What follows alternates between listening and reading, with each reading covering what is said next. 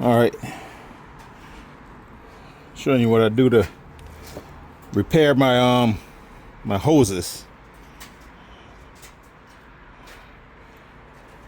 I have to cut them off. What you gotta do is remove these ferrules right here,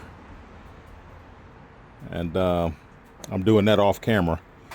But this is one that already split. I'm gonna get this removed, and then I'll bring it back. They look like this. So then I'm gonna put the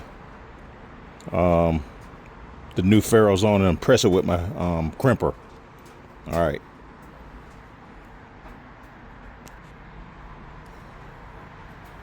All right.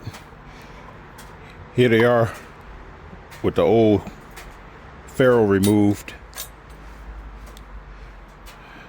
You got to make sure these go on the right ones because they're left and right hand thread.